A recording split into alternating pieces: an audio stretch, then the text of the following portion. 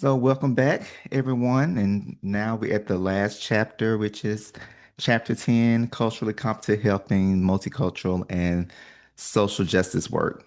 And so, our goal with this chapter is pretty simple to understand what multicultural counseling is, why it matters, how key models guide us, and what our ethical codes ask of us when culture, identity, and power in the room are in the room because they always are. And I'll connect some of these ideas to some concrete counselor behaviors so that you can picture what it looks like in real with real clients. And so this one was a little bit longer than the last one, so I won't do as much talking on each slide. Also, I know you're taking multicultural counseling right now, so this should line up pretty well with where you are in that class as well. So let's get started. So we'll define multicultural counseling, talk about why it's essential, clarify some of the core terms that you've likely heard in multicultural or a few of them in here already. We will talk about a few conceptual models that you can use, and we will end with a few ethical considerations that keep the practice client-centered and just. And as we go through this, a good question to ask yourself would be, what would I do differently in a session because of this? So as you learn something, what would I do in a session, do differently in a session because of this?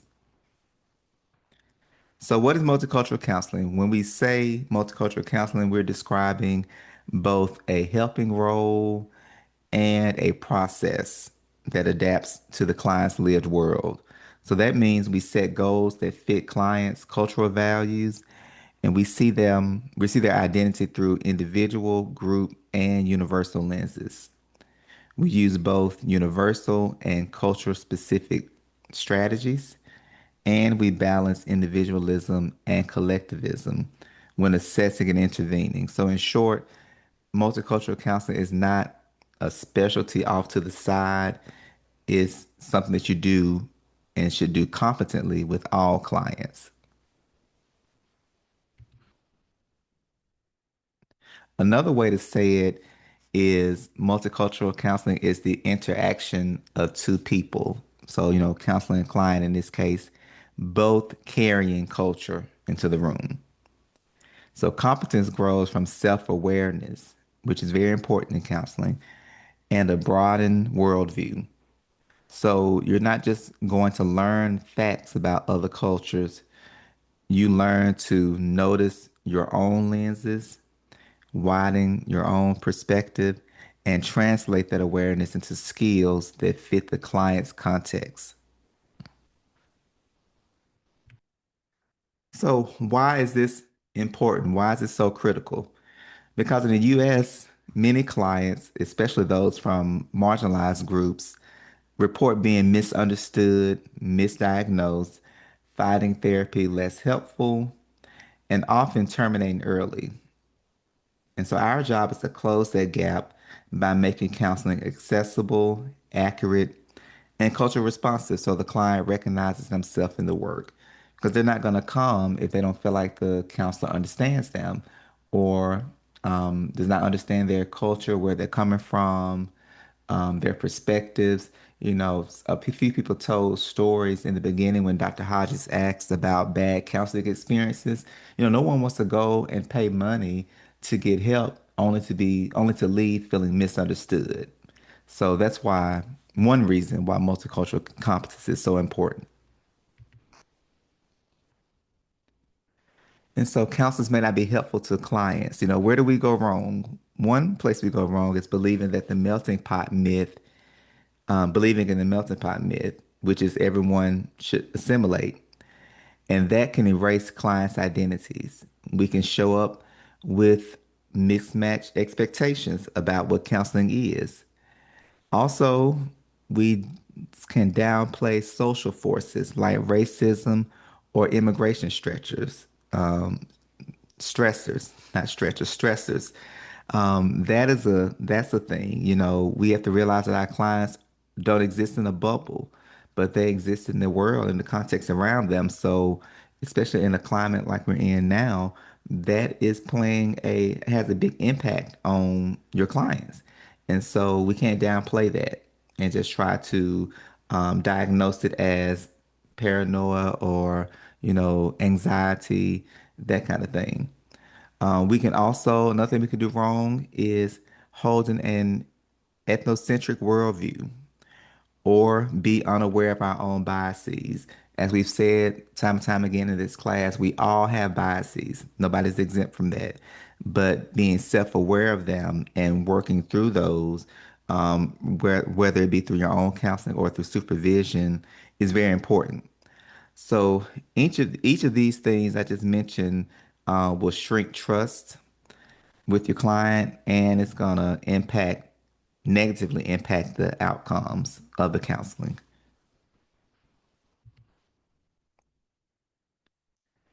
Also, a few more pitfalls: failing to recognize that symptoms present differently across cultures.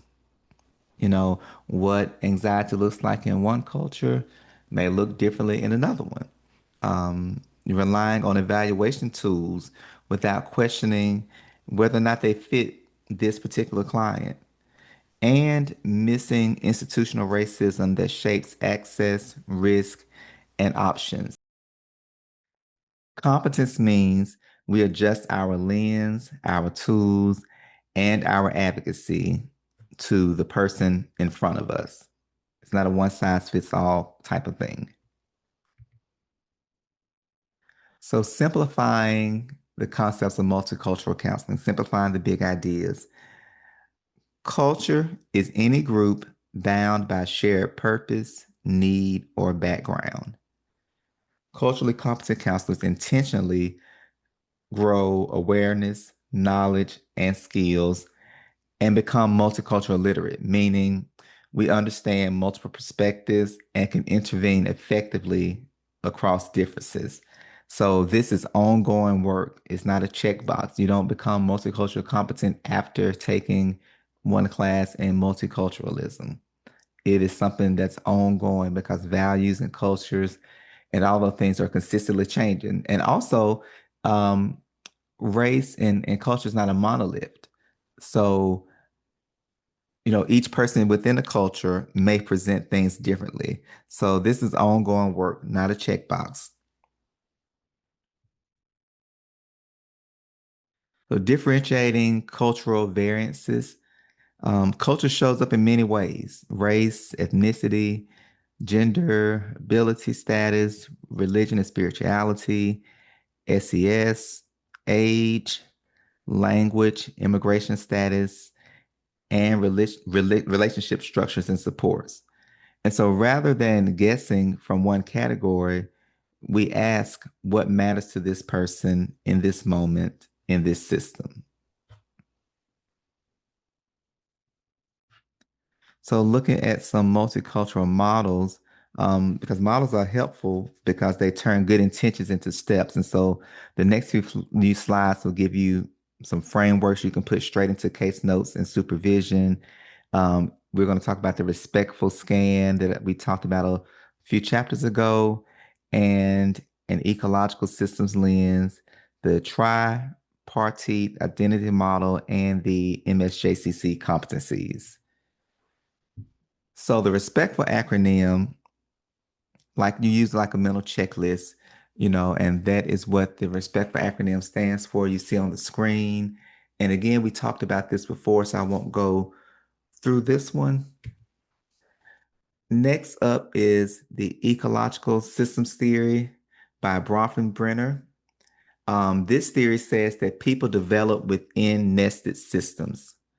So ethical, effective counseling sees the client in their wider environment because change at one level often depends on what's happening at the others. So this goes back to what I said about how the client is not in a bubble. If you see in the middle, there's individual, and then you see all those things around it, how the home, the parents, after school care, how all of these things affect them.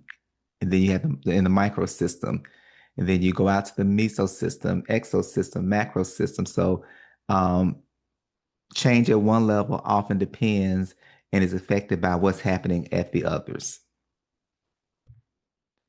So going deeper into ecological systems, we have four levels.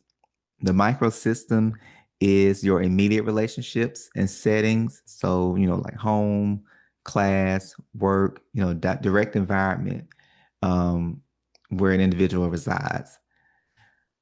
The mesosystem is how those microsystems interact. So it's the connections between home and school coordination and how those various components interact and influence one another. So, for instance, the relationship between a child's family and school's experience. The exosystem is a system that affects the clients indirectly. So, parent job, community services, um, places where the individual is not directly engaged, but it still has an impact on the individual. And then lastly is the macro system, which is the big picture, culture, politics, policies, social narratives. Those things have a big impact on shaping an individual's development. And that's something that you should consider in the counseling relationship or when you're working with a client. And if you have a background in social work, I'm pretty sure you've seen these different systems because social work deals a lot with systems level work. But this is one of my favorite theories. I like to use it because, again, I like to consider the ways in which different systems impact an individual. Next is the tripartite model of personal identity. And I hope I'm saying that right. If not, y'all can hear Dr. Hodges pronounce it correctly when you get to class on Tuesday. But at the individual level, we honor a client's unique stories and strengths. At the group level, you consider community memberships like family, culture, faith, teams, those things that shape meaning and support for the individual. And at the universal level, we connect around shared human experiences like love, grief, and hope. And effective counseling moves fluidly among these levels. So this one is kind of similar to Bronfenbrenner's ecological systems theory.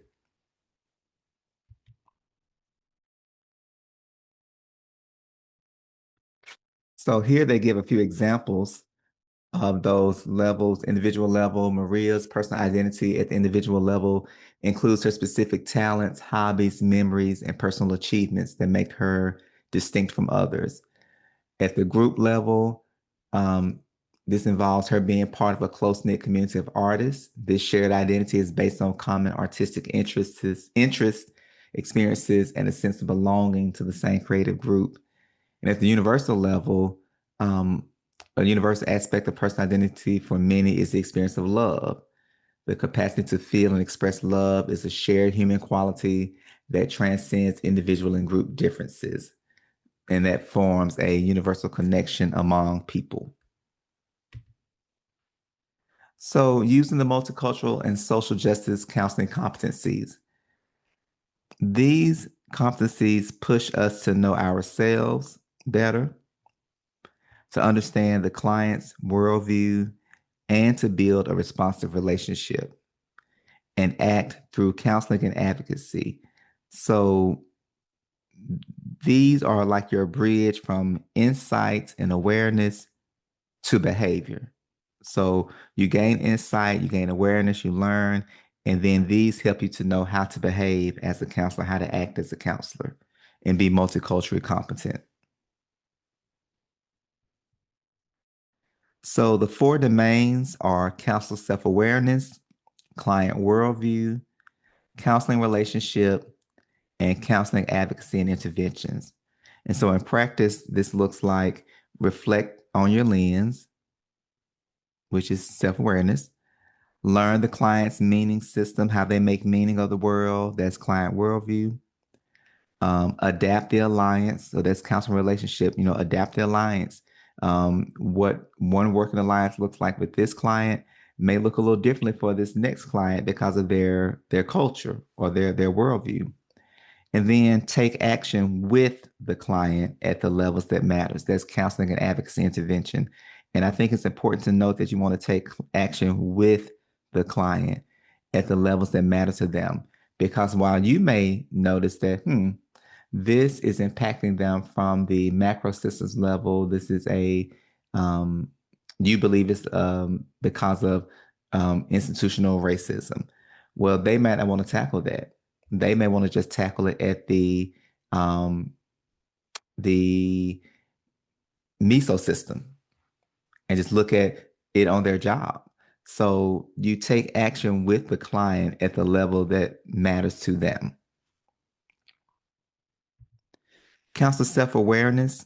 Self-awareness means noticing biases, assumptions, and power, and minimizing their impact in session. So we do this through reflection, supervision, feedback, and deliberate skill practice. The goal is not perfection, it's awareness and adjustment so the client's goals stay centered here. And then it gives you an example of engaging in regular self-reflection to identify and challenge your cultural biases to ensure that your worldview does not negatively impact your interactions with the client. Client worldview means that we actively learn how culture, history, language, faith, family, and community shape the client's concerns and hopes. And we ask before assuming. We let the client's definition of better guide the goals. Curiosity, somebody mentioned that last class. I can't think of who it was, but I know they sit on the side where I sit.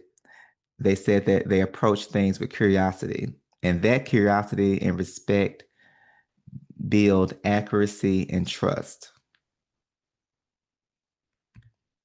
The counseling relationship, the relationship is where change happens. So that's why it's good to have a good working alliance with the person because a culturally responsive alliance adjusts communication, the pacing of the sessions, the format of the sessions, and roles of the counselor and client to fit the client.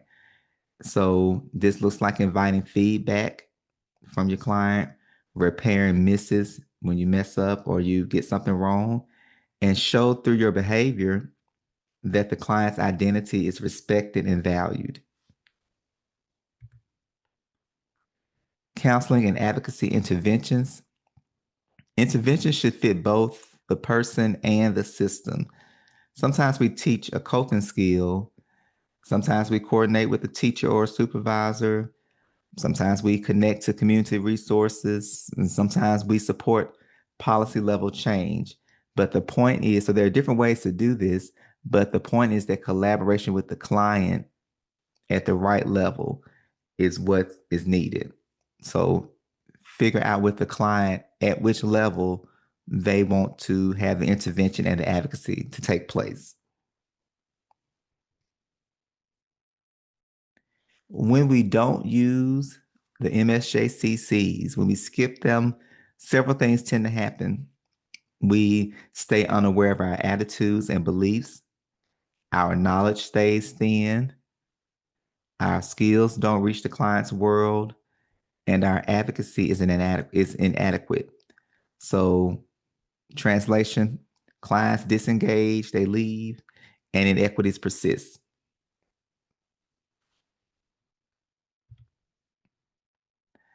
Code of ethics, in section A, the counsel relationship, our ethical code explicitly calls out and emphasizes that culturally appropriate communication is necessary. It also emphasizes avoiding value imposition, especially when your values diverge from client goals, advocacy at multiple levels, and culturally thoughtful handling of bartering and gifts, which is something you'll learn more about in ethics in a couple of weeks. It also discourages value-based referrals and encourages training where you might impose your values. So in short, respect diversity, center the client, and grow your competence. Sections B and C. Section B asks us to honor the cultural meanings of confidentiality and privacy because those meanings differ. Section C calls for non-discrimination, attention to access, and practice within competence, including multicultural competence across specialties. We keep learning best practices for diverse populations and advocate to remove barriers that block appropriate services.